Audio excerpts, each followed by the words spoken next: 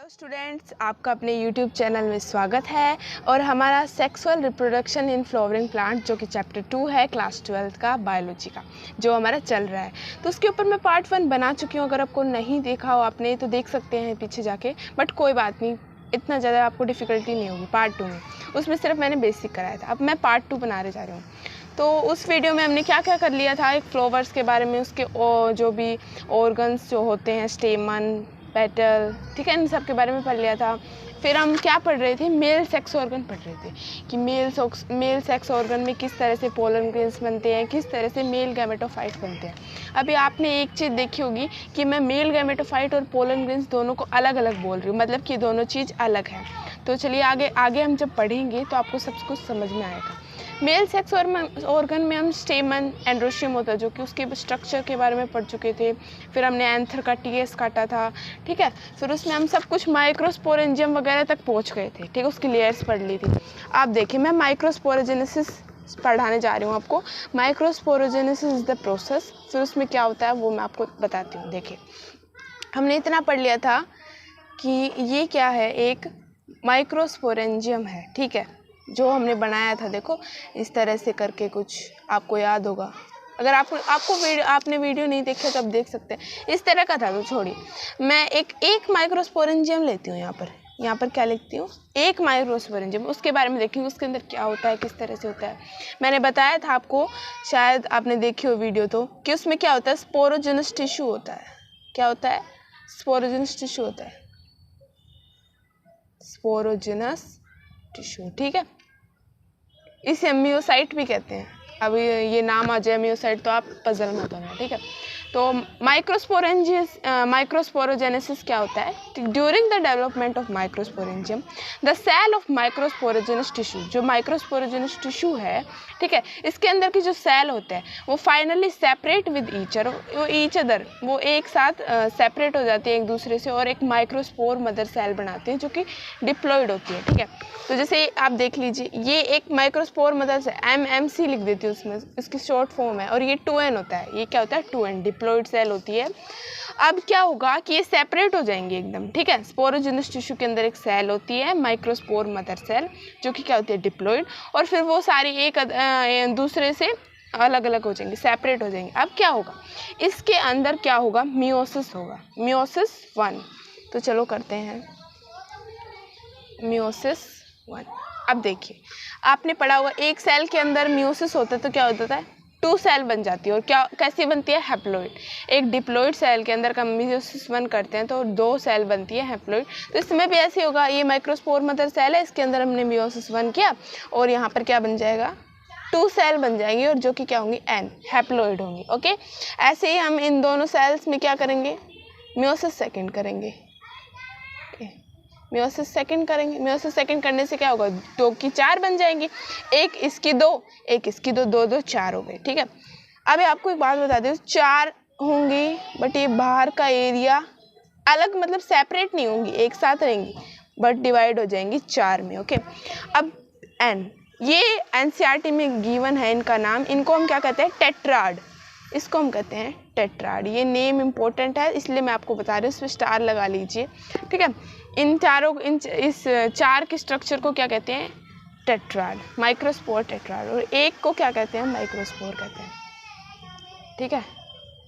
अभी तक क्या हुआ, हमने क्या किया? माइक्रोस्पोर मदर सेल ली एक, जो कि क्या होती है? डिप्लॉयड होती है। फिर उसमें हमने मियोसिस कराया, कुछ नहीं, उससे एक टेट्राड बना, ठीक है, बस इतना है। उसमें क्या होता है? 4 माइक्रोस्पोर होते हैं। अब देखिए, ठीक है ना, सबसे पहले तो मैं आपको इनकी अरेंजमेंट बता देती हूँ कि इनकी अरेंजमेंट किस तरह से होती है, ठीक है। इनकी अरेंजमेंट कई तरह की होती है, एक टेट्राहेड्रल होती है, एक आइसोबायोलेटरल होती है, ठीक है ना, अलग अलग टाइप की होती है। तो यहाँ मैं आपको दोनों बता देती हूँ कि usually the arrangement of microspore in a tetrad is tetrahedral, ठीक है। टेट्राहेड्रल कैसी होती है? ऐसी होती 4 ही है बट एक दिखाई नहीं देता, एक पीछे होता है। 1 2 3, कितने हो गए? 3। और एक इनके पीछे होता है, ठीक है, जो कि दिखाई नहीं होता है, 3D स्ट्रक्चर होती है, ठीक है। इसका नाम क्या है? Tetrahedral, okay. एक कैसी होती है? चारों एक साथ होते हैं, ऐसे चारों के चारों दिखाई देते हैं इस तरह से, इसको हम क्या कहते हैं, आइसोबाइलेटरल। ओके, ये मैंने वैसे आपकी नॉलेज के लिए बताया है, ठीक है। अब देखिए, अभी तक हमने क्या किया कि जो हमारी MMC जो सेल थी डिप्लॉइड, उसमें हमने मियोसिस करा दिया। क्या करा दिया? मियोसिस। और उससे हमें क्या मिला?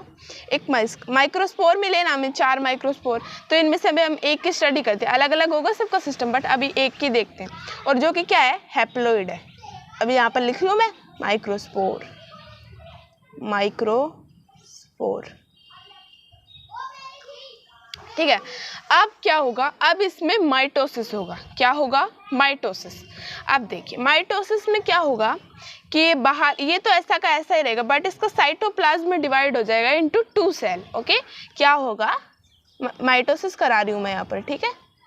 ये आपका 11th का चैप्टर है, सेल साइकिल एंड डिवीजन, उसमें आपने माइटोसिस मियोसिस ये पढ़ा होगा, तो यही यहाँ पर मैं आप उसकी बात नहीं करूँगी, ठीक है। तो इसमें माइटोसिस करेंगे तो क्या होगा? साइटोप्लाज्म डिवाइड हो जाएगा इनटू 2 सेल। ओके, 2 सेल, एक सेल ये हो गई, एक सेल ये हो गई, ठीक है। अब इन दोनों सेल का एक नाम है, वो नाम मैं बता देती हूँ आपको। ये तो है वेजिटेटिव सेल, वेजिटेटिव सेल, और ये है जनरेटिव सेल, ठीक है, जनरेटिव सेल, ठीक है। ये 2 अलग अलग सेल बन गई हैं, एक का नाम क्या है? वेजिटेटिव, एक का नाम जनरेटिव।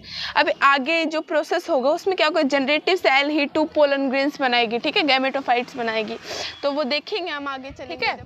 तो अभी हमने क्या किया? माइक्रोस्पोर में माइटोसिस किया, और उससे हमें ये मिला, ठीक है, कि नेमिंग कर लेते हैं। ये क्या है?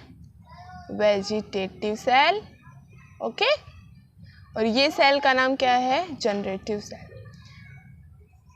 Generative cell. अभी आपको मैं एक और बात बताती हूँ कि यही हमारा पोलन ग्रेन बनेगा। क्या बनेगा? पोलन ग्रेन बनेगा। अब भाई पोलन ग्रेन कोई छोटी मोटी बात तो है नहीं, ठीक है, वो ही स्टिग्मा पर जाएगा, वो ही फर्टिलाइजेशन करेगा, वो ही फ्रूट्स बनाएगा, तो भाई बहुत इंपॉर्टेंट है। तो भाई इसको ऐसे ही कर रखा है, इसका कुछ कवरिंग वगैरह तो लगाने पड़ेंगे ना, तो चलो इसकी कवरिंग कर देते हैं। ये ऐसा कैसा मैंने बना रही हूँ मैं, ठीक है। अब इसकी कवरिंग होती है, 2 कवरिंग होती है इसकी, एक इनसाइड और एक आउटसाइड। अभी आउटसाइड जो कवरिंग होती है, इसमें कुछ पोर्स होते हैं। क्या होते हैं? पोर्स, खाली जगह होती है, ठीक है। अभी मैं बताऊंगी आपको। ये सेल तो मैंने अभी आपको बताई दी है क्या क्या होती है, ठीक है। अब इसकी कवरिंग जो फर्स्ट वाली होती है, जो इनसाइड वाली होती है, इसका नाम क्या होता है? इंटाइन। इस कवरिंग का क्या नाम होता है? इंटाइन, ये लेयर का। अब ये किससे बनी होती है? ये made up of cellulose and pectin से बनी होती है, ठीक है। यह इम्पोर्टेंट है, इसलिए मैं आपको बता रही हूँ कि जो इंटाइन होती है वो सेलुलोज एंड पैक्टिन से बनी होती है, और जो बाहर की लेयर है उसका नाम क्या है? Exine. It is very important, बहुत इंपॉर्टेंट लेयर है, बहुत ही हार्ड होती है। आज कोई मतलब लाइफ में कोई पैदा नहीं हुआ इसको तोड़ने वाला, इसीलिए तो छेद किए गए, बेचारा निकलेगा कहाँ से, इसीलिए तो ये पोर्स छोड़े हैं ये। लेकिन ये वैसे बहुत हार्ड होती है, बहुत ही एक्सट्रीमली रेजिस्टेंस होती है, और ये मेड अप ऑफ स्पोरोलेलिन होती है। ये आपसे पूछा जा सकता है कि एक्साइन लेयर जो होती है वो किससे बनी होती है, तो स्पोरोलेलिन से बनी होती है, ये आपको पता होना चाहिए। और जो ये होते हैं, इनको हम, ये पोर्स जो होते हैं, इनको हम जर्म पोर्स कहते हैं, ठीक है। इन्हीं में से तो पोलन ग्रेन्स निकलेगा। अब भाई आपने तो कह दिया एक्साइन बहुत ही हार्ड होती है, इसमें से इसको तोड़ नहीं सकते, तो बेचारा पोलन ग्रेन क्या करेगा? वो जर्म पोर में निकलेगा, जर्म पोर में से निकलेगा, ओके।